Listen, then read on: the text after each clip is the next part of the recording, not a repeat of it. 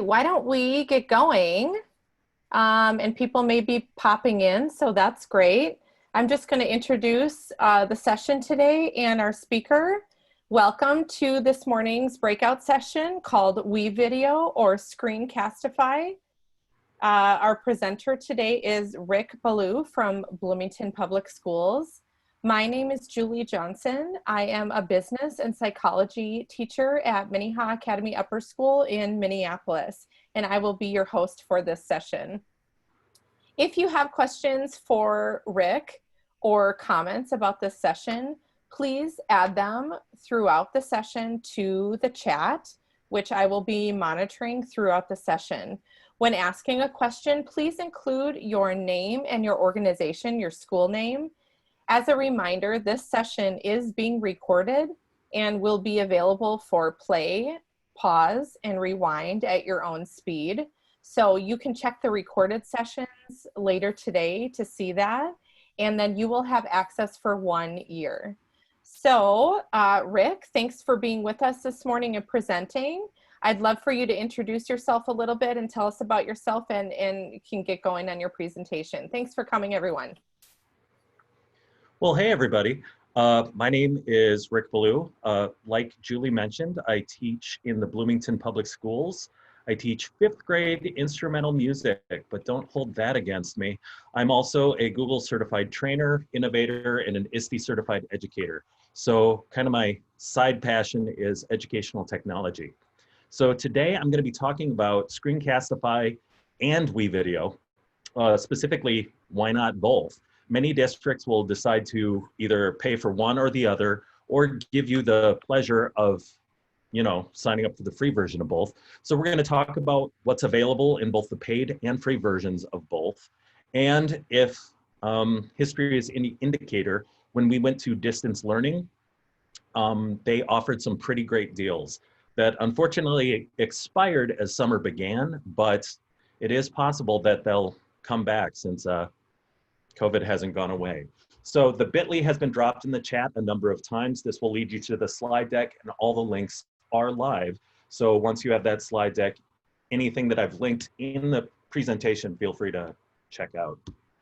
So the schedule of things is I'll show you Screencastify, specifically the basics of how to get it added to your, your Chrome as an extension. We'll demonstrate how easy it is to use, and then if you have any questions, there'll be time for that.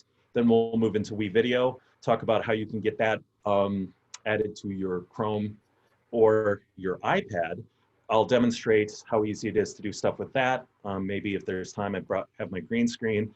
We'll do a Q&A at that point, and then App Smash, where you combine the two of them to make creative and innovative things. Let's start here. You can download the Chrome extension from the web store. So you could, if you have the slide deck, click right there. That will bring you out to this. I already have it, but you would then add it in.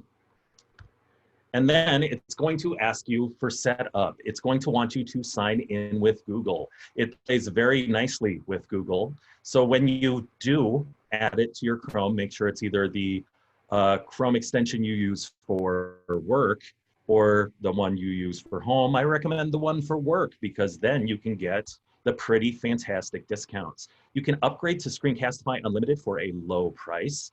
The way to do that is going unlimited. That's what it's called. So what you would do, if you already have this extension, what you're going to do is click. If you already use the extension, click on it and then select upgrade, which is going to be either right there or right there. Then you follow these links. You can go to this link, or you can click show, you click the link, or you can show educator discounts, get started, and it's $29 for the entire year. And that'll activate your license. Unfortunately, it was free for a while with a code for educators. It is currently not. But again, like I said, it is possible that they'll be offering that again in the near future because it's not like the pandemic has ended. If you do not already have Screencastify and you're just adding this to your browser now, you can click on the link or go to the 3 lines, click Show Educator Discount, click Get Started under the $29 option, then activate your license and you're ready to go. Now, Screencastify is pretty great. You can record what's on your screen, you can record you and your screen, but sometimes it's like, that's great, but what do I do with the tools? Right here are some Screencastify resources that were created by Screencastify. There's all these things that are mentioned here that I've linked to with this first link. And then each one of these is a specific link to those, but they all have different, how do I phrase this? Each one of these is either a download, like in the form of a PDF, or a webinar, or see what I'm showing you here, or a guide to how you can use Screencastify.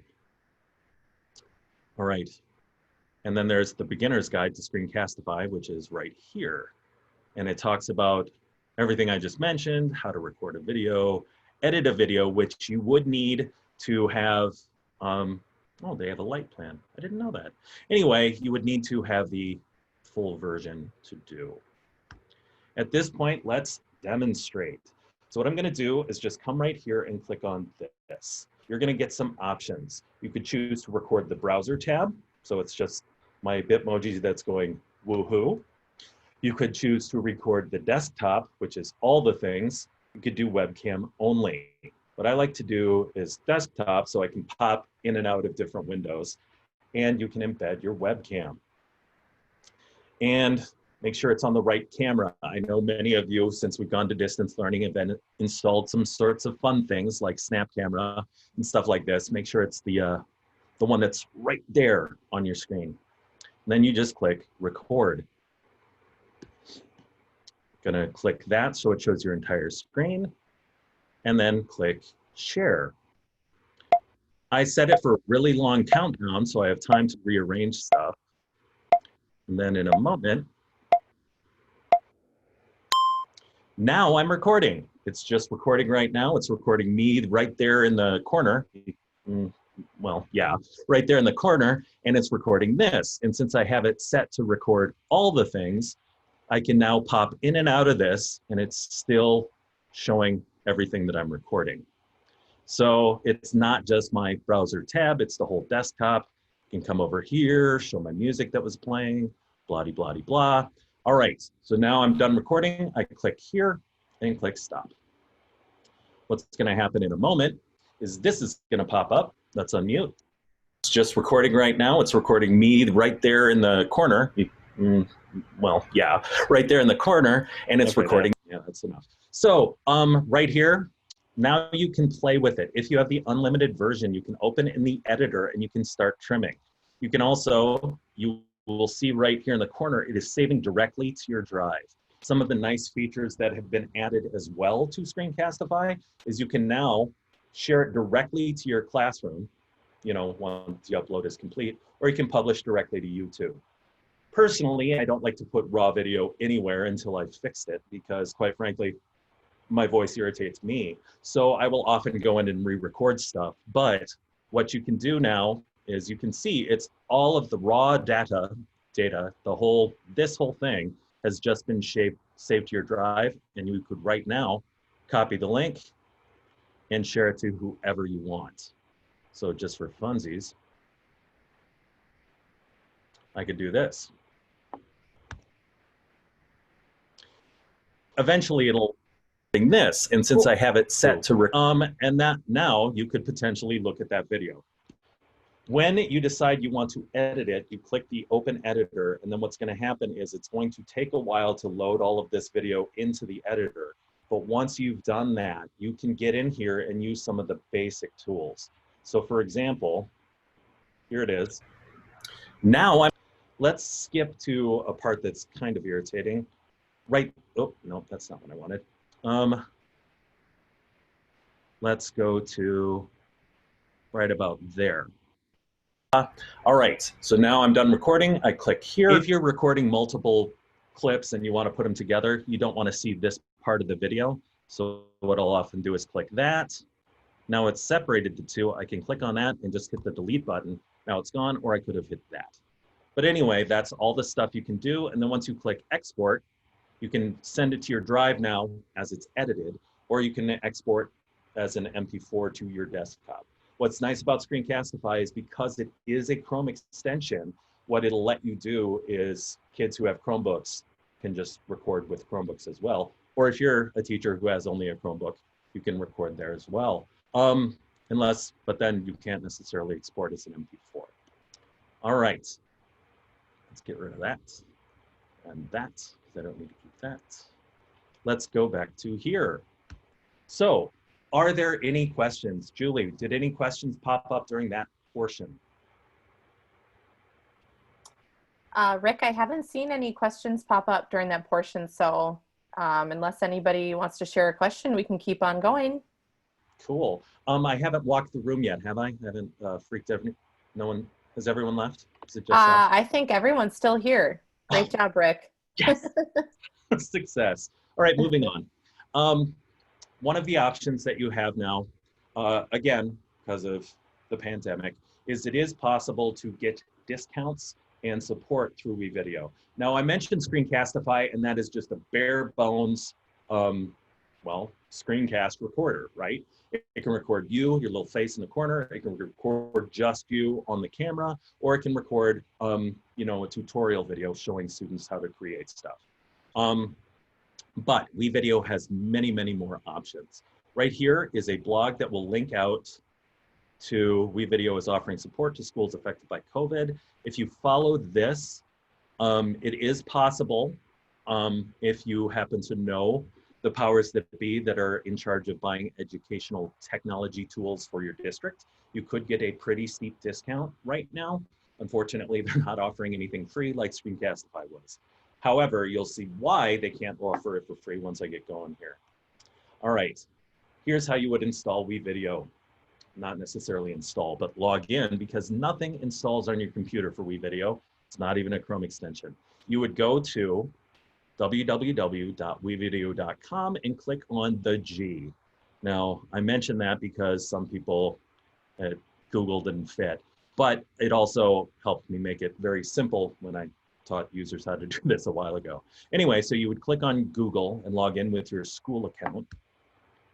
And then once you do that, choose the one that is you. For example, this is one I use for technology trainings, and this is one that's for my district. Again, you would probably want to use the one from your district, because chances are you will get a better price for that, or even get it when your district chooses to buy it if they choose to. All right, and then there's going to be a whole mess of announcements. They've probably changed since this time, but there are some cool features with WeVideo. You can export just the audio, and this is a great way for kids to record a podcast, which I've seen a number of my teachers in my district do with WeVideo. You can have the camera talking and talk right around the Chromebook, but then export just the audio, and it sounds pretty good. Now, if you're someone who is using an iPad, it is an actual app. So you would search and download WeVideo on the App Store. And then once it's loaded, you click on the hamburger. I've also heard it called a Pancake Stack, because after all, in most Google things, there's the waffle. So this is the pancake, whatever. Click on that and then log in. Again, Google, Facebook, or Microsoft. If you're one of those districts that has Office 365, you can also log in that way. I don't know any teacher that would want to log in with their Facebook, but hey, it is an option.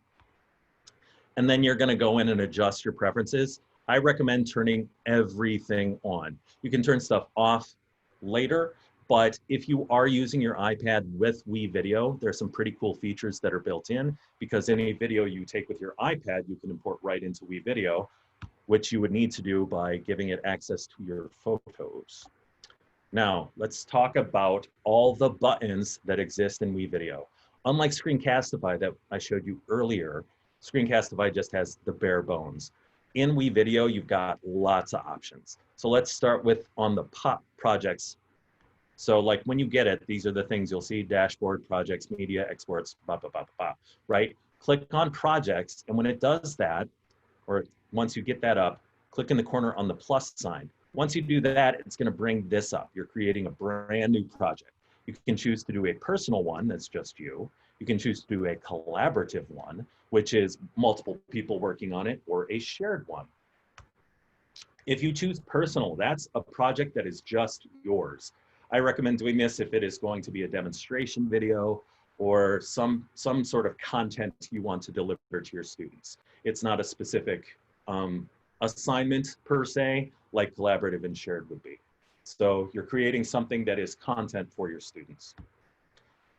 The collaborative project, and here's where WeVideo gets a little different from Screencastify, you can create a collaborative project, meaning you can have you create a project and assign it to multiple students, and they can all edit and contribute to it at the same time. Now, currently, one student at a time can edit. So in other words, if someone's in the timeline editing the video, the other kids have to wait until their chance to pop in and work on it. That is current. In the future, it's my understanding from WeVideo is they're going to allow collaborative, like multiple people editing at the same time, the way you can see on docs, right? Like when your students are working on docs, you can see all the cursors doing all the things. Soon, they're going to have a collaborative where multiple people can work on an edit at the same time. They're just not there yet. And then finally, shared allows you to create a project that uses all the same media assigned to multiple people. So this is a really fun opportunity if you're doing this with your students to choose a topic and then take all the video and audio assets that you want them to work with, put it in a folder and share it with each individual kid, and then they can create their own edits using the information that you give them. So it's a creative way of seeing how they collage together a video project. Okay, now what? You created a project, you decided if it was going to be personal, collaborative, or the other one. Now what? Here are the essential tools.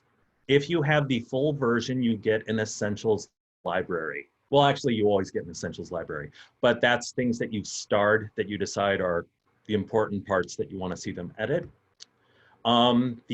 You can also find pre-made videos, backgrounds, and audio clips, perfect to use for green screen. Now, what you can do, for example, is type in there whatever you want, and it's going to bring up just a mess of things that you can, that are like pre-rendered digital assets that you can work with. They're all copyright or fair, what is it? Creative Commons, copyright free. They're all the things that you can work on. And if you create something and upload it to YouTube, you're not going to get dinged. It's all stuff that is completely okay to use. Can't say that about iMovie. Every once in a while they get dinged on YouTube. Anyway, all these things you can use in the essential library, and they're all duty or copyright free. Then in media, you can import your own stuff, photos, video, audio to use. You can upload any screenshot from or social sites. You can link like your Instagram or your Facebook. You can also link Dropbox, Google Drive, OneDrive. Basically anything that your admin turns on for you to have access to, you can add that in because it links right to WeVideo. One of the bummers is if you are on like a Mac or a PC, how we're used to being able to grab something over here and drag it in to over, like just plop it into the media. You can't really do that. So you do have to import it using the buttons.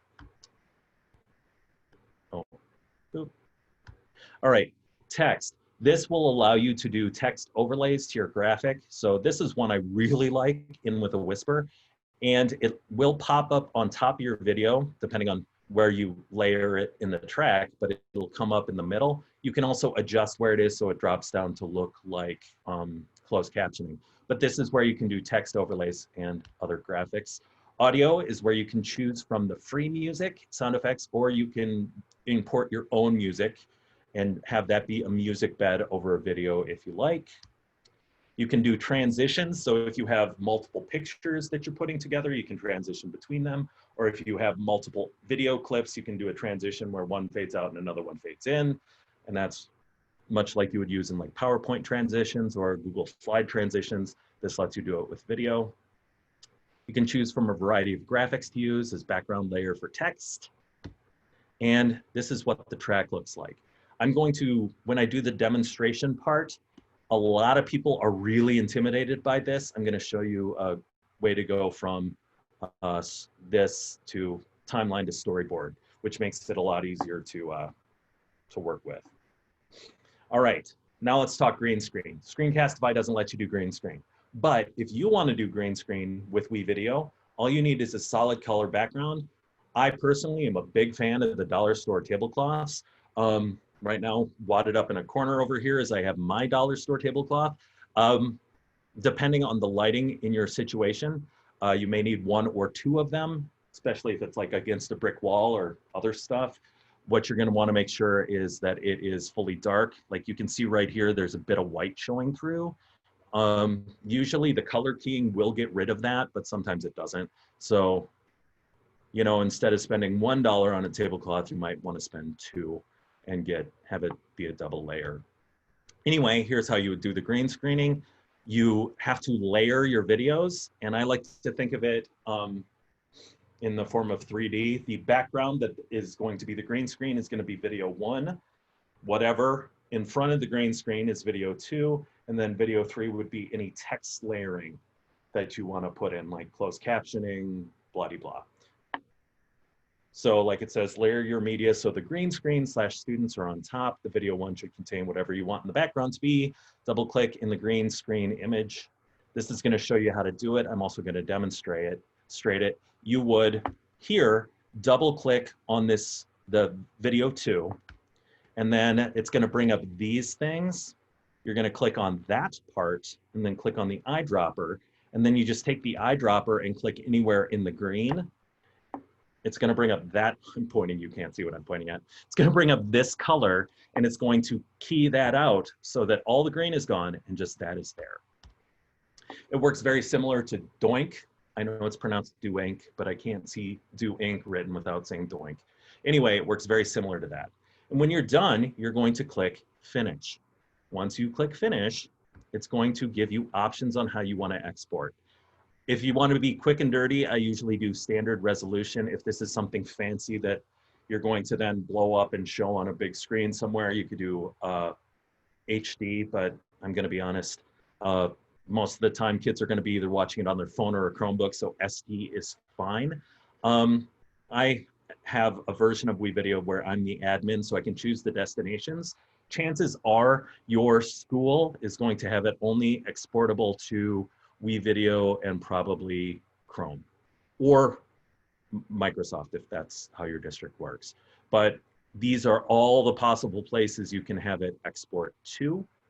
If you're exporting to YouTube, you are going to have to link it to a YouTube account. And then here are some WeVideo ideas to use. I've seen some of my schools in my district use it for morning announcements. In fact, go back several slides, that was a morning announcements where they were talking about the weather. You can do it for Get to Know You Student of the Week. A kid can create their own video. Informational reports, breaking news, weather, animals, geography. Stuck in a snow globe, that one's kind of fun because it is one of the digital assets that you have access to. So the kids are in a green screen going, oh no. And then you can overlay the snow globe on top of them. Flipped instruction, which I mean, quite frankly, since distance learning started, that's kind of what we've been doing. And persuasive or how-to writing commercials, photo montages, set to music, blah, blah, blah. All right, WeVideo Resources. I didn't get any formal training in WeVideo. I just started messing with it, but I didn't know what to mess with until I went to WeVideo Academy. Again, there's that link right here. It's going to lead you right there. And if you scroll, because WeVideo is not just for education, it's for business, but you can go here and watch some of the WeVideo things for educators, teachers, WeVideo for education. There's a lot of things here that will tell you the specifics of how to WeVideo it up, if that makes sense. A lot of these are direct links to specific videos in this section. And there is also this book. This is a new, well, new-ish book that came out from the WeVideo team, and it's 40 strategies to deepen learning in any class. This is a link to the WeVideo.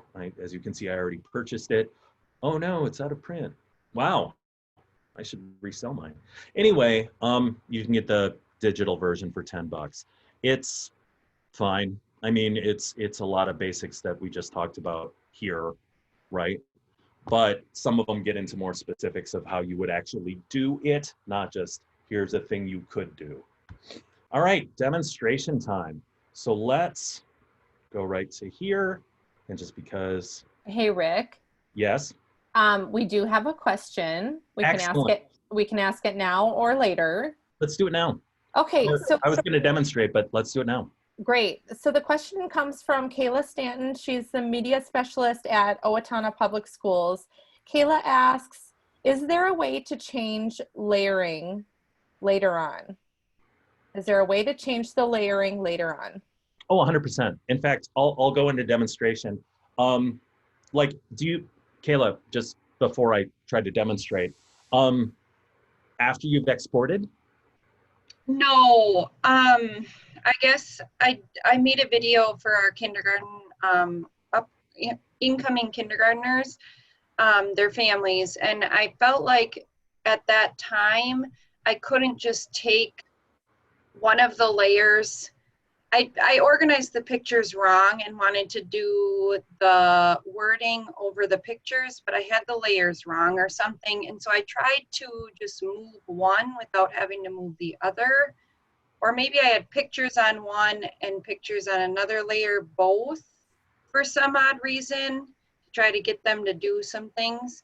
And I couldn't figure out how to move a layer really easily. Like, click on it and move it. So then I had to move all these pictures one by one, and maybe I was doing something wrong, but. No, I don't think you were. That is one of the little fussy bits of WeVideo that can be kind of irritating. I'll demonstrate in a second and show you one of the things that is incredibly infuriating.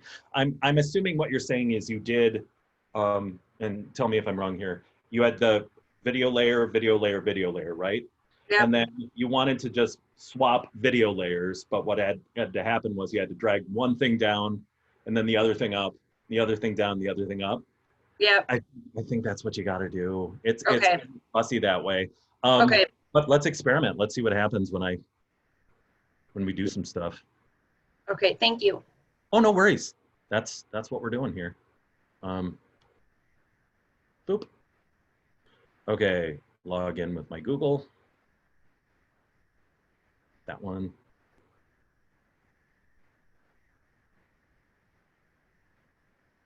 And it's loading. Okay, let's go to projects. These are like my recent edits. Let's go to projects. And let's just create a new. Let's call it best prep TIW. Oh, gotta be capital. Otherwise, it's not the proper hashtag. And let's call it a personal. And then we're not going to import any, well, no, let's not import any media. No, let's import some media just for fun.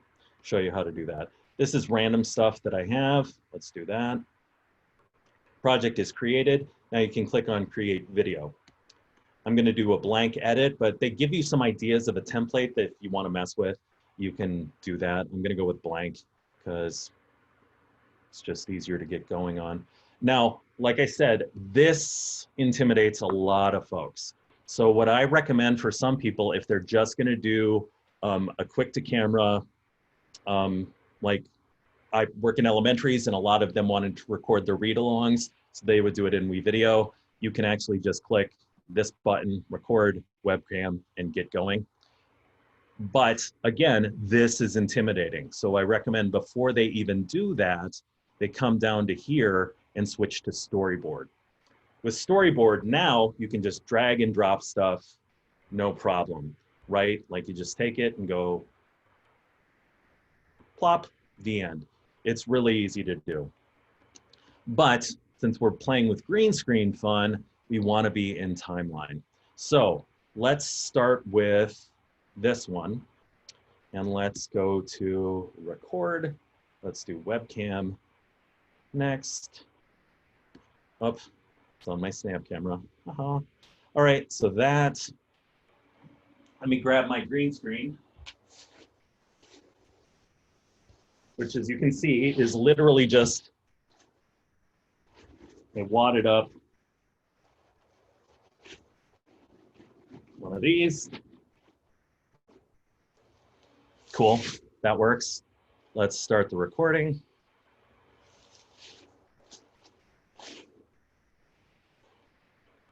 Ooh, the magic of green screen. One of the issues though is make sure you're properly lit. My ring light is on my left-hand side, your right. So you do see a shadow over on this side. That might become a problem, but we'll find out in a moment.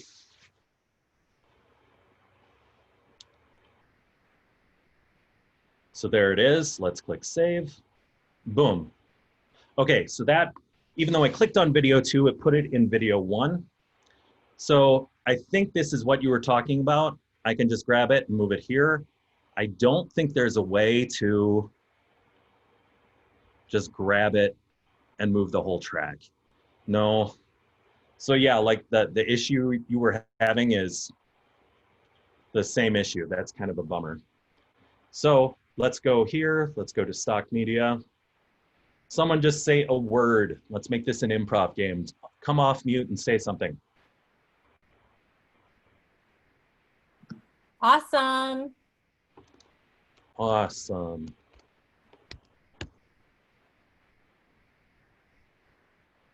Ooh, that's fun.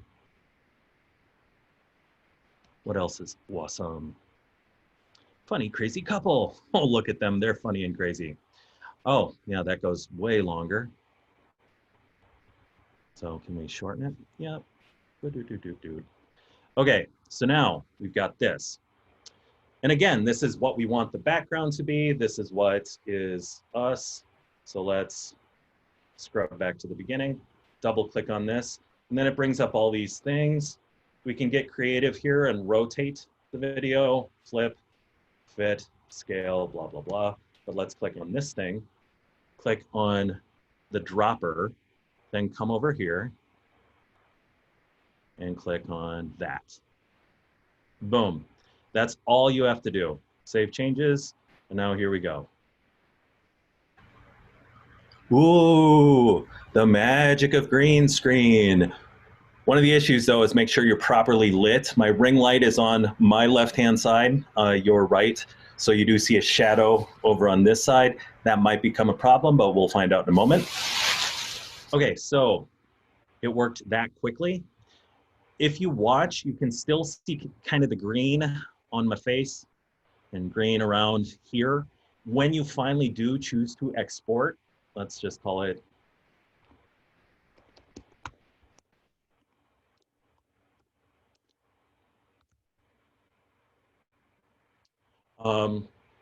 when you go to export, usually it kind of cleans up some of that. Let's choose a thumbnail. That's a more fun thumbnail. That's the dog. One of the destinations it automatically does is WeVideo. And what's cool about WeVideo is it's its own walled garden. So as opposed to throwing it up on YouTube and having to worry about privacy settings, WeVideo is going to, they have their own like video place, like their own version of YouTube. And the only way to share it is if you choose to share it. So let's just leave it on WeVideo, click export. And what I found is however long the video is, double it, and that's how long it's going to take to export. That's not entirely true. Like if it's a 1 hour video, it might take about 1 hour to export. It all frankly depends on your internet connection, right? So while we wait for that, let's see if there are any questions. Now would be a great time if y'all have any questions. I'm sorry, I have another question. No, please. So when you're when you put a picture in, okay, so say you're making you're doing multiple pictures, is there a way, I know on iMovie, you can pick a duration for how long that photo stays up. Is there an easy way to do that on WeVideo too, so that you can program how long that picture stays up? For sure. So like this is a picture right here. Yep. Just grab it, drag it out this way or that way. Is there a way to, like, in iMovie, you can click on it and say like 4 seconds? Is there a way to do it that way or no? Is it just click and drag? Just, I found it's click and drag. Let's see if there are other options here while I'm playing around. Didn't see anything there. No, I think you just got to click and drag, but what you can do is choose how it moves around. You can Ken Burns it if you want, which is sometimes fun. So it's going to start small, and then at the end of that, the 5 seconds go big. So. Okay. But no, that you can't just double click and give a duration, near as I can figure, unless other people have found that. I mean, the smartest person in the room is usually the room, right? So anyone have experience with that?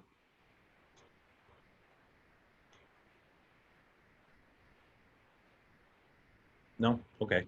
Let's go over here and see how this looks.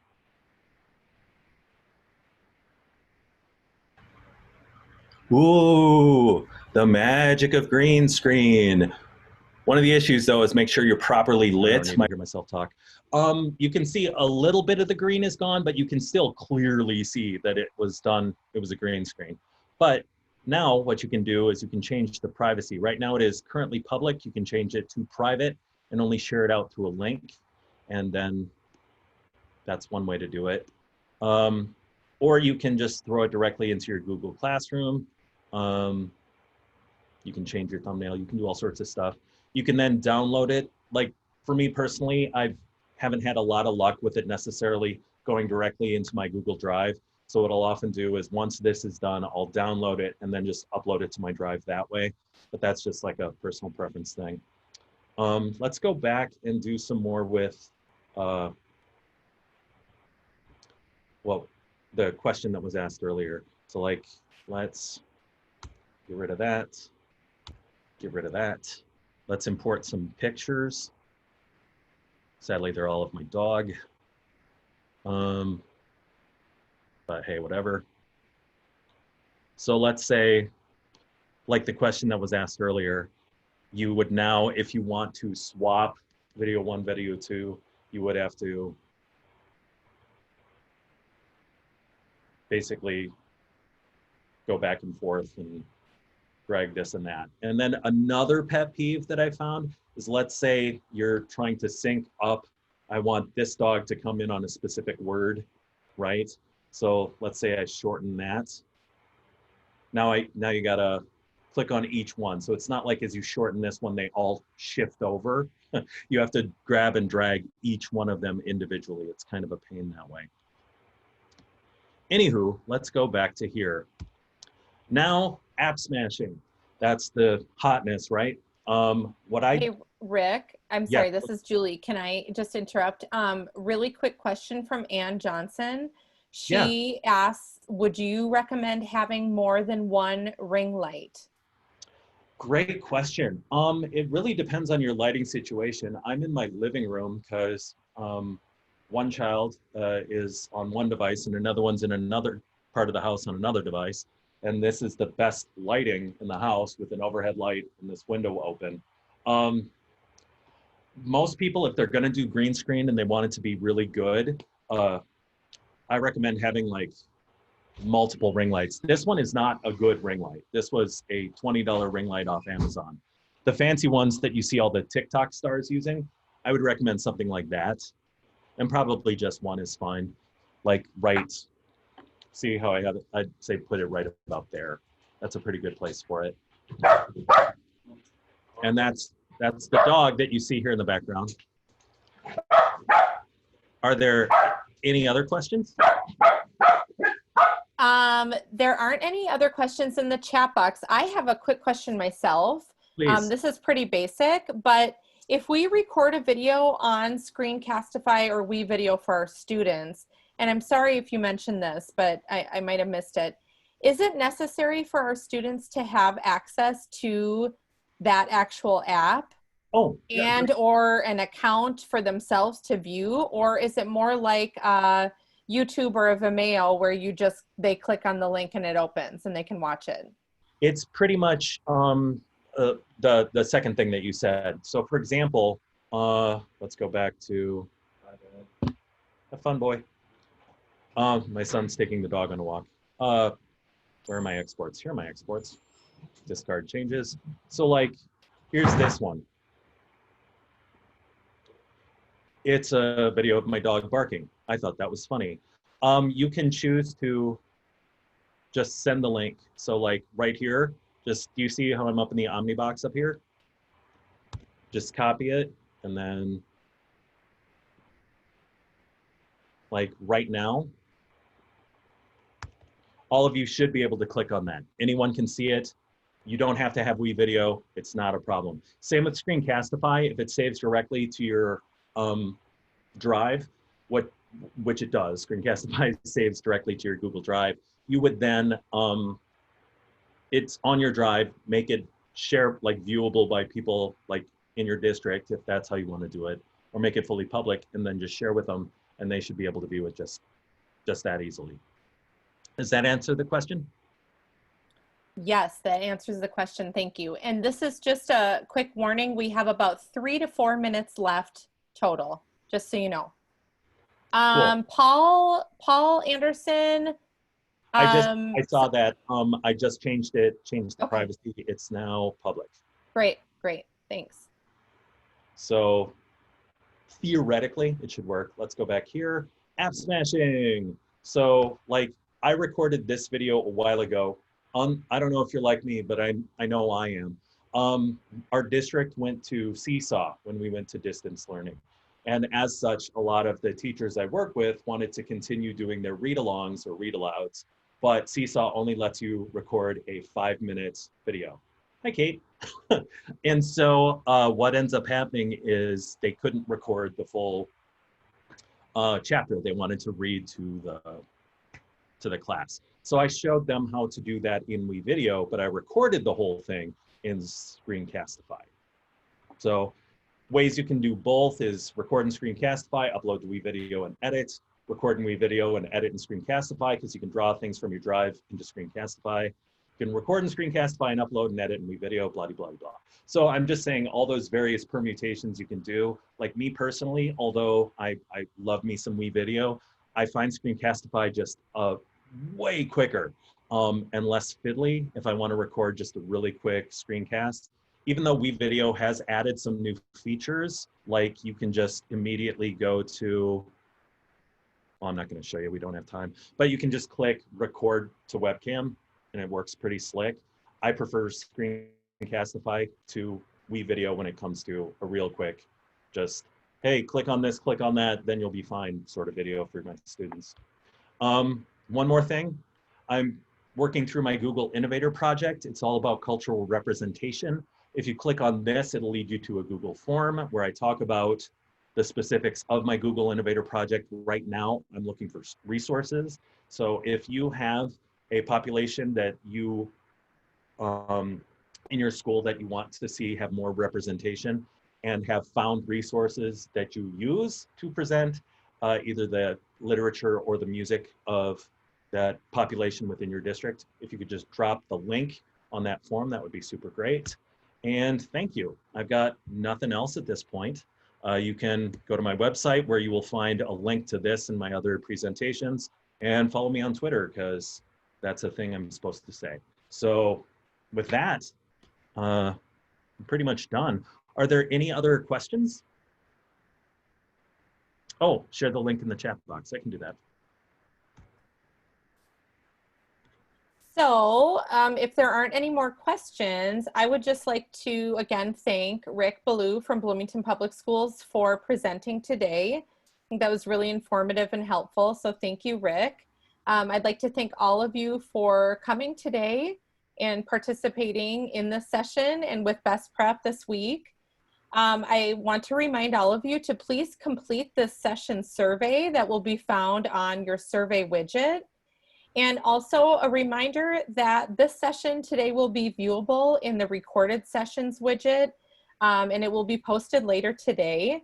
This is going to allow you to play, pause, and rewind as desired, and that link will be available for a year from now. One last time, thank you to Rick. Thanks for all of you for coming. and I would encourage you to move on to your next scheduled event now. Thanks so much. Thanks.